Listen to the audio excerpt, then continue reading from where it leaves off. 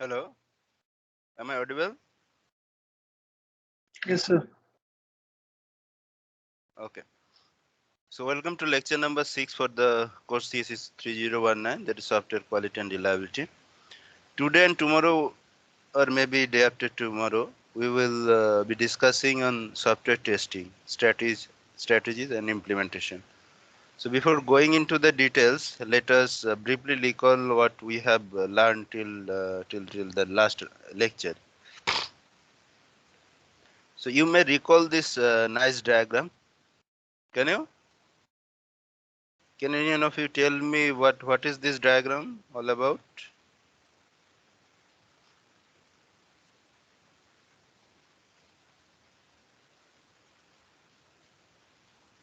Software quality components. Yes, this is as you have somehow guessed. So this is the software quality assurance architecture, the full architecture, not a particular component, but good that you have at least somehow recalled. So this is the software quality assurance architecture, which has different quality components, and each component has some building block of sub-components. Like we have pre-project software quality components, then pre-project again this is the same thing, pre-project software quality assurance components. Then we have project life cycle components, then quality infrastructure component, quality management components, standardization component, and human components.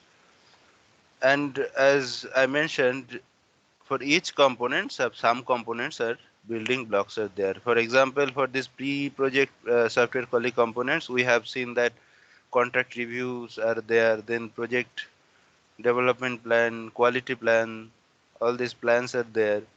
Then under this project lifecycle quality assurance components, we have already explored this formal reviews or formal design reviews, are sometimes called formal only design reviews, or DR.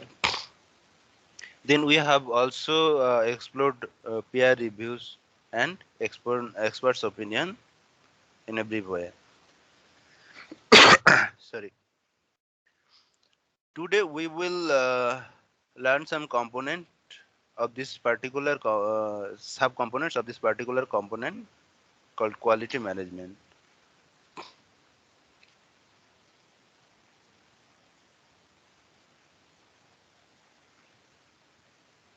So this is the outline for today's and tomorrow's as well uh, lecture. So first we'll know what is testing. We'll define testing, and then we'll also know about the different objectives of testing. Then we'll know various testing strategies. Then testing classifications. There are many classifications of testing. And then we will also learn process of planning, designing, and implemented test case design, automated testing, alpha and beta site testing, and so on in subsequent lectures. So let us go one by one.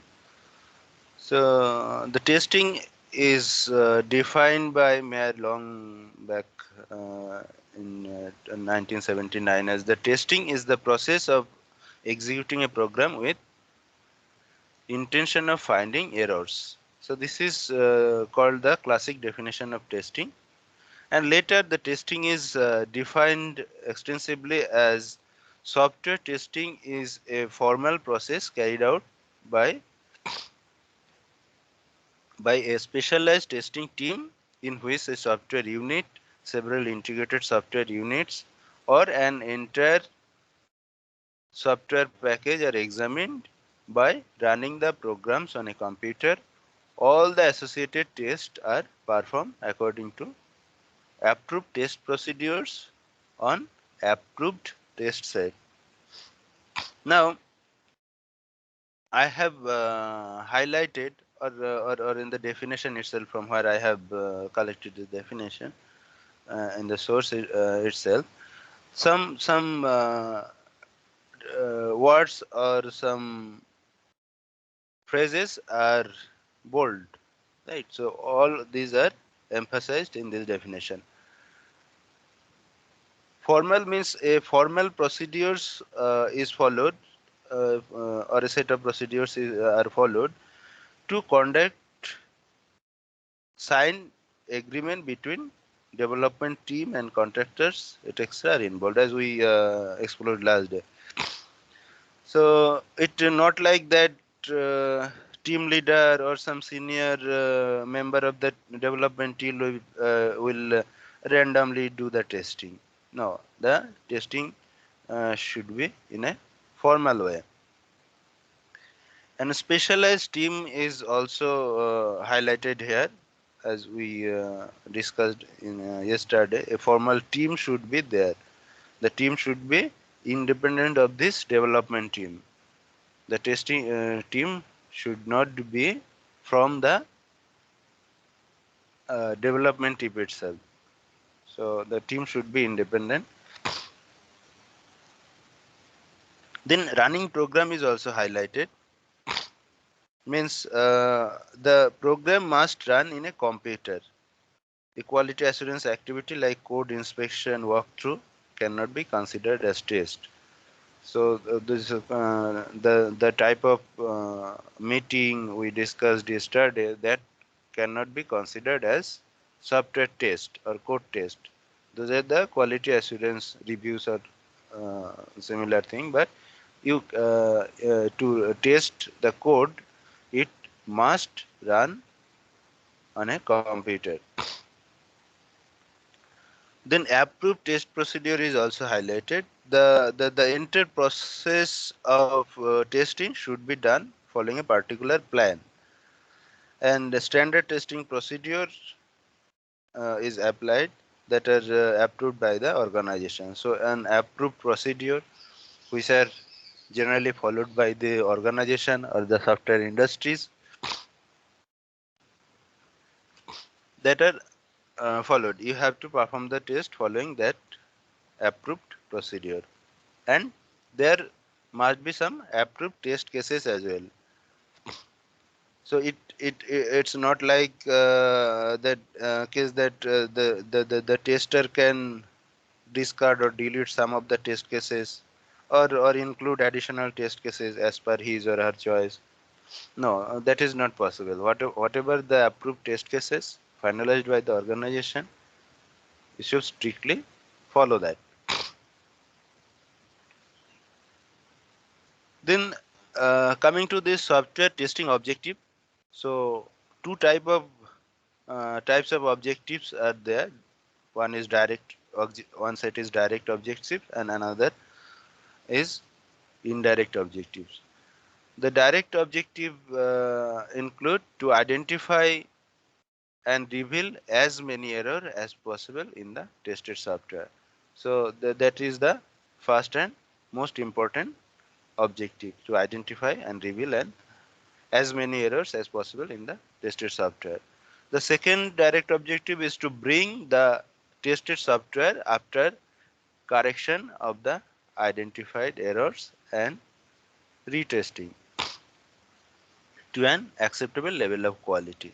So if after correction also, you have to retest the software until it satisfies the customer requirement or other functionalities. And the third objective is to perform the required test efficiently and effectively without budgetary and scheduling limitation. Sorry, within the budget and schedule limitation. And the indirect objective of software testing is to compile a record software errors for use in error prevention by corrective and prevention action.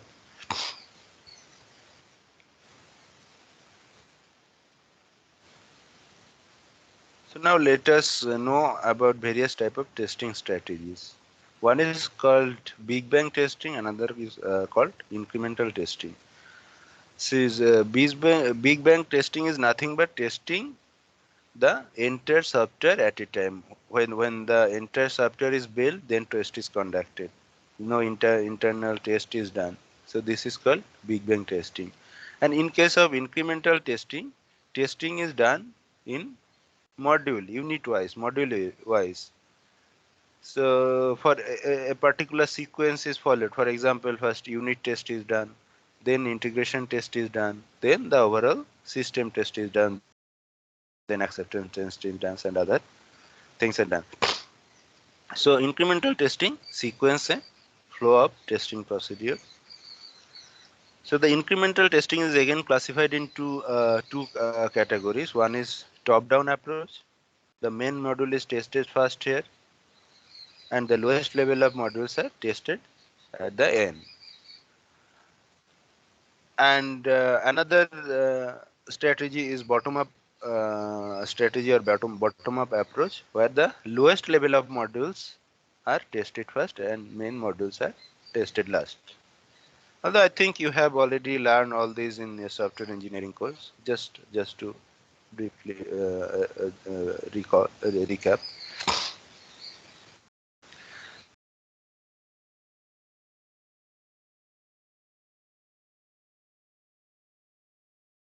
Followed.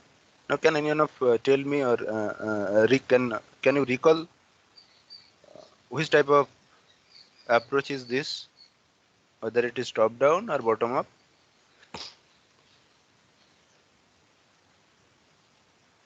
Bottom up. Bottom up, correct. Who answered? Asivardhan. Siddharth Ashwardhan. Okay, thank you. So here the smallest module are tested first. Say for example, module 1 and module test will be first. Module 1 and 2 will be tested, and then similarly module 3, module 4, all these modules will be tested first. Then in the next level, when these two modules are integrated to another module, this integration test is done in the second stage. Similarly, when this integrated module and M3, M4 and N5 will be integrated to M5 or module 5, then another integration testing will be conducted. So in this way, the main module will be tested at the end. So that's why it is called the bottom up approach, from bottom to up. And the top down is the reverse one, the opposite one. First the main module is tested, then in this way the smallest module will be tested last. So now you can observe one thing, that suppose when we are performing a particular approach, for example a bottom up approach. So suppose this module is built completely, this module is built completely, so we can easily test those.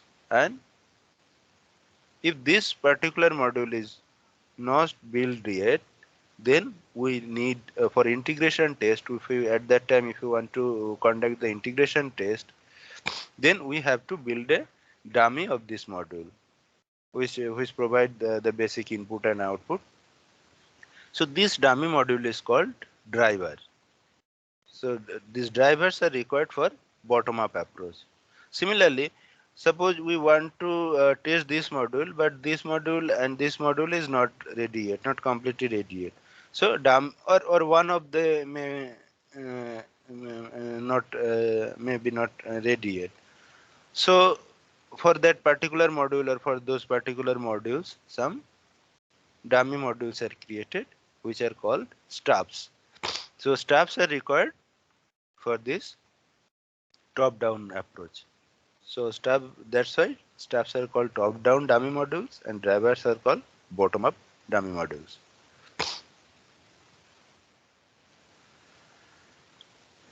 Now testing classifications. So testing are classified in many ways. So according to the testing concept, it is classified into two categories. One is called black box testing or functionality testing, and another is called white box testing or structural testing. In case of black box testing, it identifies bugs or errors only according to the software malfunctioning. So if there is some malfunctioning, then it identified errors.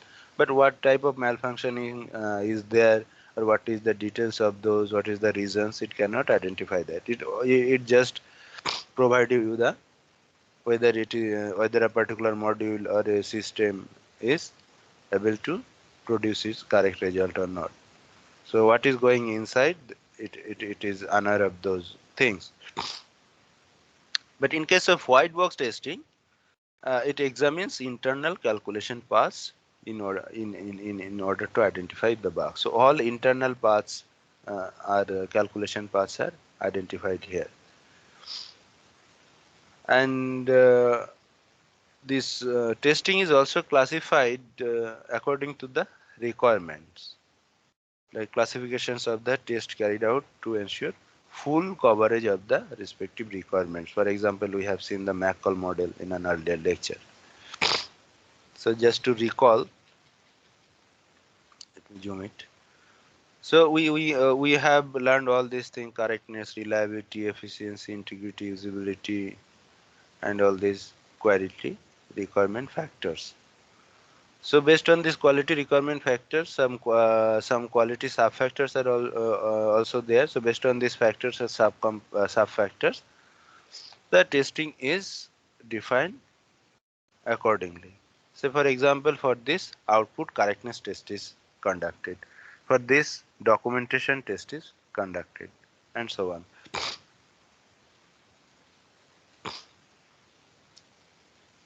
So now let us not go into details of this second type of classification, that is classification according to the requirements.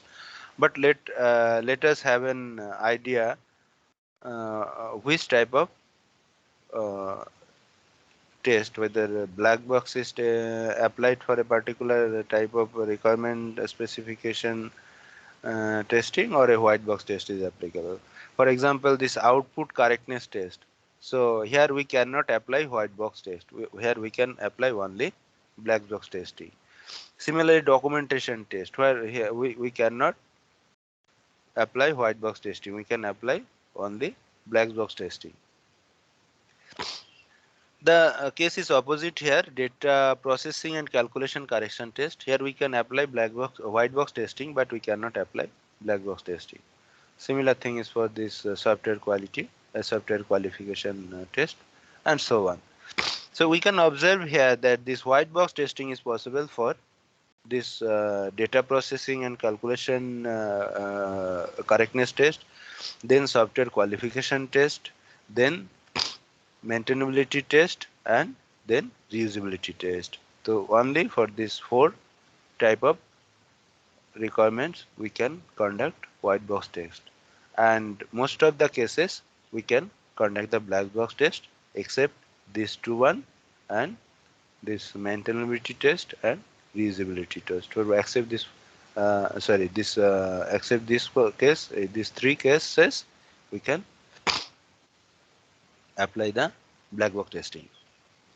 So now let us first know about the path coverage and line coverage. So this is related to white box testing. So we will first discuss the white box testing, and then we will discuss black box testing.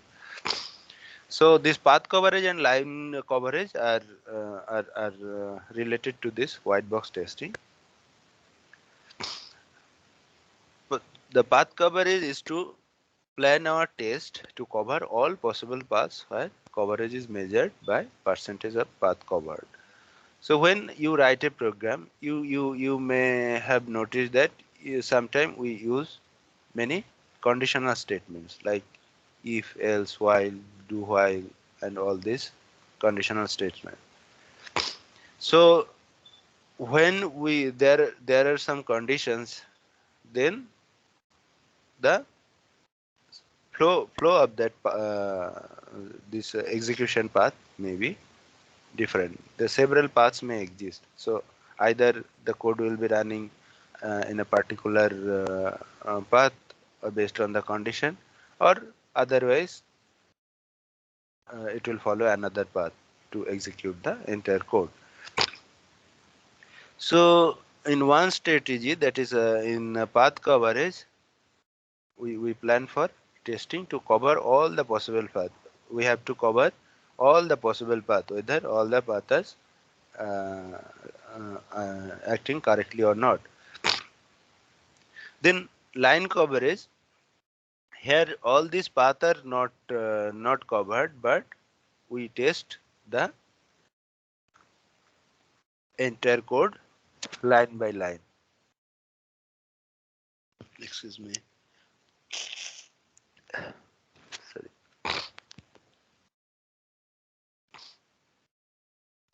So let us no, and let us go through it and with an example. It will help you to clear the things. So suppose you have got an offer to build a billing system software for XYZ cab service like Ola, Uber. You know. So say for example, the name of the cab service is XYZ. They serve two types of passengers. One is regular type of passenger. So how they are identified? They may have some card, cab card. So if the cab card is there, then they are considered as regular passengers, and they also serve the one-time passengers, random passengers. And the cab fare calculation is as follows. The minimum fare is rupees 100. So this fare covers the distance traveled up to 5 kilometer and waiting time of up to 3 minutes. So it will allow maximum 3 minutes waiting time in between, and it will cover up to 5 kilometers. So if these two conditions are satisfied, then the fare is 100. For every additional kilometer or part of it will be, the fare will be added by 10 rupees. So if for example, if the distance is 6 kilometer, then and waiting time is less than 6, then the fare will be 100 plus 10. Similarly, for 7 kilometer, it will be 100 plus 20. If it is 7.2 kilometer, then it will be 7 plus 100 plus 30. And for addition, and in this case, only 2 minutes are allowed. If additional waiting time is there more than this 3 minutes, so every additional 2 minutes, the the system will charge you rupees 5 additionally. And once for one bag or suitcase, there will be no charge. But if you have more than one bag, so for each bag or suitcase, there will be 5 and there is some night supplement charge, extra charge when you are riding or you are taking the service in the night. So 25% extra will be charged if you ride in between 9 p.m. and 6 a.m. in the morning. This is for the one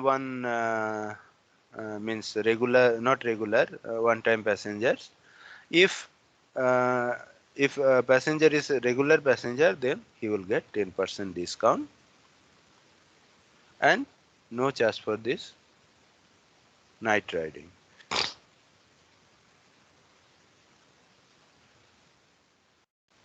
So now, if we try to present that in a flow diagram. So in first, the minimal charge fare is there, some calculation is there.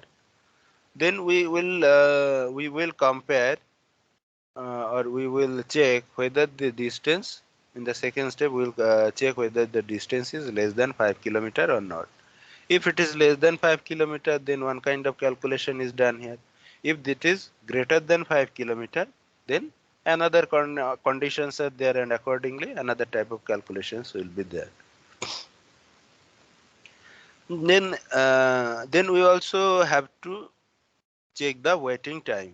So there is a condition like if you wait more than 3 minutes during your ride, then it will additionally charge some 5 rupees per 2 minute. So waiting time will also be checked. So if it is more than 3 minutes, then one type of calculation. If it is less than 3 minutes, then another type of calculation. And it will also check for number of suitcase. So in this way, we can make a flowchart of the entire system, entire billing system. Now there are some conditional component, and there are some processing component, calculation component. So these are conditions are checked in all these components, and these are some computations is done. So now if you consider all these elements as a node of a graph, and all this path as the edge of this path, then we can build a graph like this. So see here 1 to 2, 1 to 2, then 2 to 4, 2 to 4. So here we let us forget all the other expenses and all this thing for the time being. And what is this R1, R2, R3? This is nothing but the regions.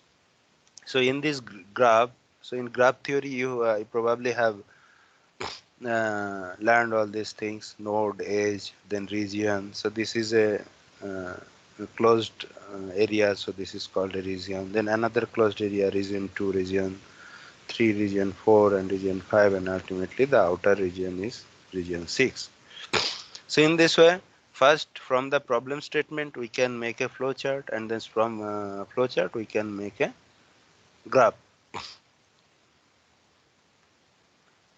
So what is the minimum number of path in this graph? Now we have to calculate the minimum number of path. So here you can see that one path is there, like 1, 2, 2, 3, 5, 6, 8, 9, 11, 12. This is one path.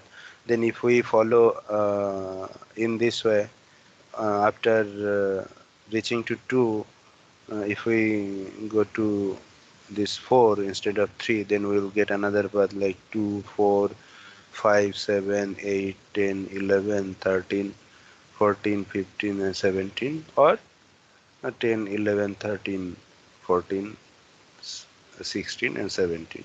So in this way, you will get 3 minimum path. But these 3 does not include all the paths. Mean, say for example, I have simply followed 1, 2, 3, 5, 6, 8, 9, 11 in this way, but one can go in this way also: 1, 2, 3, 5, then 7, then 8, then 9, or after reaching to 8 they can go into this direction as well. So these are the minimum number of paths. If you want to cover the entire path, then all the this is the list of all the paths. So here you can see that instead of 3, you have now 20 different paths which cover all the paths in this graph. Now another thing is important here, which is finding the independent path. So what is the independent path? Uh, so according to the definition of this, means in graph theory definition, any path on the program flow graph. So this is called the program flow graph. So any path on the program flow graph that includes at least one edge that is not included in any of the former independent path. So you have to start with a simple path. So let us take this one first. Simple path: 1, 2, 3, 5, 1, 2, 3, 5, 6, 8, 9, 11, 12, and 17. So this is here. And what are the ages covered in this path? 1 to 2, this one is, then 2 to 3, another is 3 to 5, another age, so and so on. So these are all the ages which are there in this particular path. And here we can observe that 9 number of paths are there. Now to identify another independent path, you have to check whether we can add any additional age which is not present in this, in the former one, or if there are 2 3 more independent paths are already discovered or identified, then we'll check whether we can add a particular age to any of those path or not. So here we can see that in this path we can add these edges. So these edges are not there in this particular path which is already discovered. So we are getting some new path, new edges in this path. So this is another independent path. Similarly, if you observe for this path, 14 and 16 are not in 14 16, this edge was neither included in this set of edges nor included in this set of edges, so we can have another independent path. So this is the list of all the independent paths in this graph. So is it clear till now?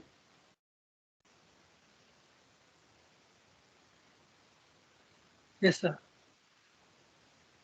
Okay, so if you face any difficulty, tell me. So calculation is very simple.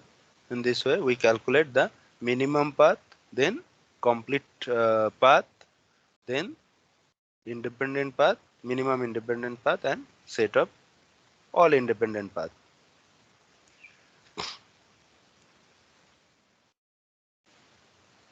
Now, what to do with this path?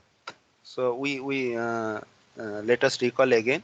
First, from the problem statement, you have to draw a flowchart, and this from flowchart you can have the graph, program flow graph.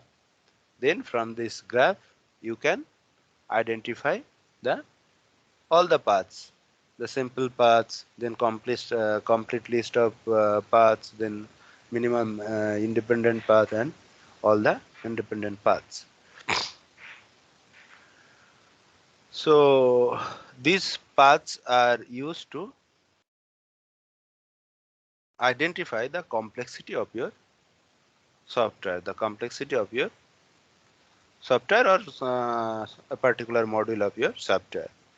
So it decide whether how complex the software is, whether we can test all these paths or not, or we can test a portion of the path or not. So as in path coverage, you have to test all the paths. So before doing that, in design state itself, we can measure whether the paths, all the paths which I am going to implement, will be testable or not, or how complex to test that. So MACCAP's cyclometric complexity matrix is there. So this matrix measure the complexity of a program or module at the same time, as it determines the maximum number of independent paths needed to achieve full-time coverage of this program. So to know this cyclometric complexity, we have to know the maximum number of independent paths. So that's why we have recalled all these, although we may have learned in this some earlier courses, but these are required to understand this cyclometric complexity matrix. So it is expressed in the three different way. I mean, either if you follow either of these three, then you can measure the cyclometric complexity. The cyclometric complexity is denoted by Vg. so which is nothing but equal to R. So this is one approach. You can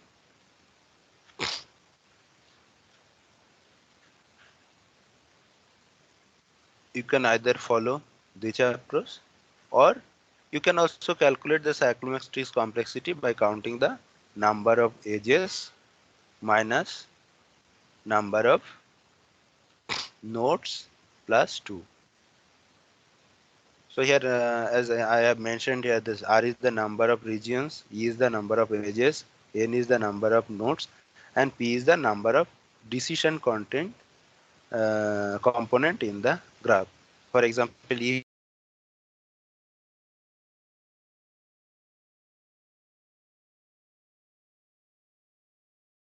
number of nodes, and P is the number of decision content component. So this one, again, this one is this type of components. Some conditions are there. So P is the total number of this decision content components.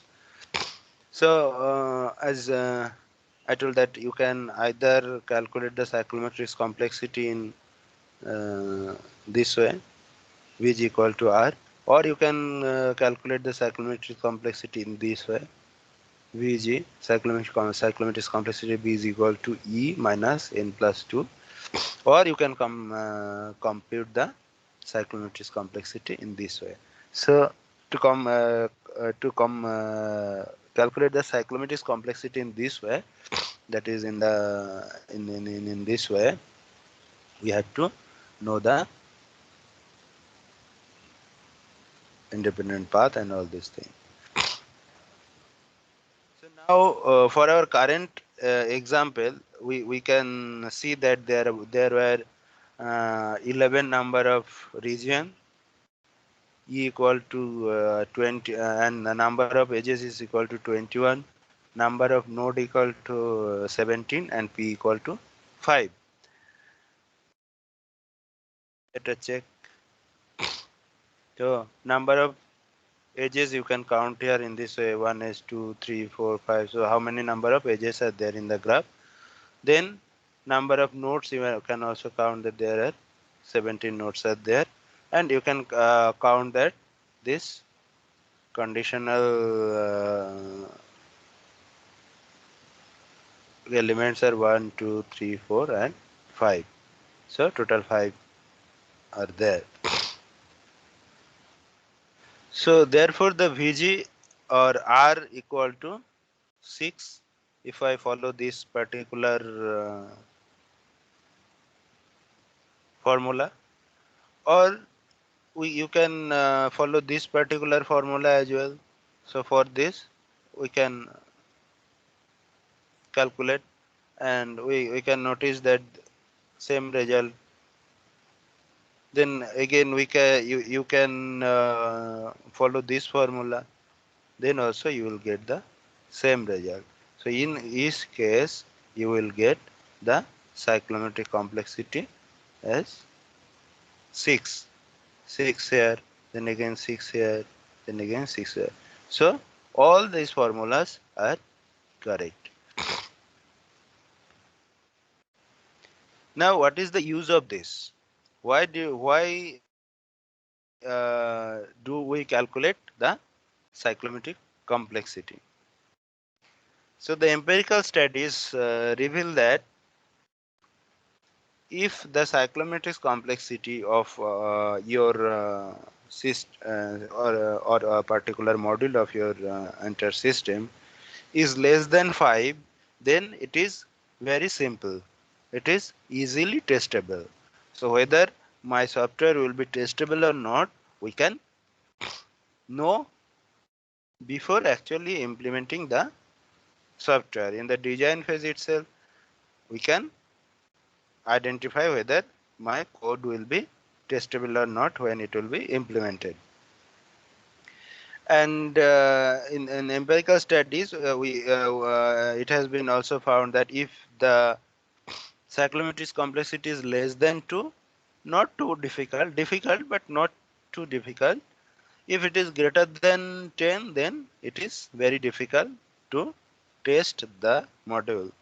So we have to design in that way so that the cyclomatrix complexity is reduced, so that at the end during the coding, during the testing of the software code, the less complexity is there, or we can easily test the module. And similarly, if the complexity is greater than 20, then it is very complex, and if it is greater than 50, then it is completely untestable. So if you design a software in such a way that the psychrometric complexity is greater than 50, then you cannot test your program correctly after developing your software, after writing all these codes according to that particular design. So during the design, you have to very careful.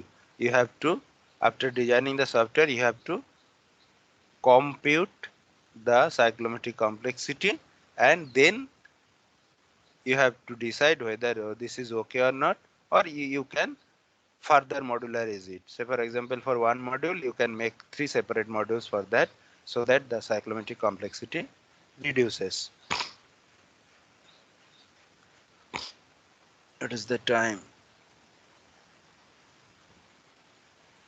Only 4 5 minutes.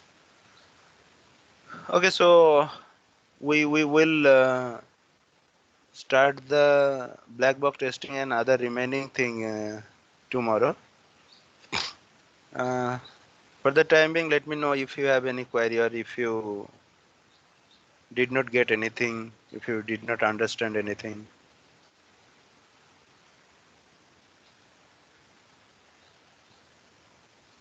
Do you have any question? Is there anyone present in the meeting? No, sir. No doubts. So you understood properly, right? What are the cyclometric complexity? What are the different type of test, and why this test are done? Why this cyclometric complexity is conducted, and all these things? Yes, sir. Okay. So in the examination, you may know that no direct question like this will be. Yeah, some direct question will be given, but the story will be different. So the example I have given in the examination, you may not find the same example. So if you do not understand properly, you will be unable to solve that problem. Okay, so it's a very good practice to understand the thing. Then you will be able to solve it for any kind of problem, and even in your future software project. So you don't know whether you will be in testing team, or in design team, or in coding team. Initially, you will probably in that coding team when you are placed in a software industry. But coding is not everything. So to get a higher position, you have to be a designer, you have to be a tester, you have to uh, be a team leader, project leader. So you have to understand all these things properly, and otherwise you will face difficulty in real life as well.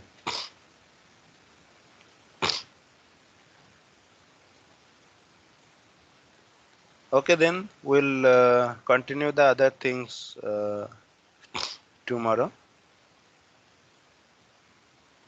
Thank you.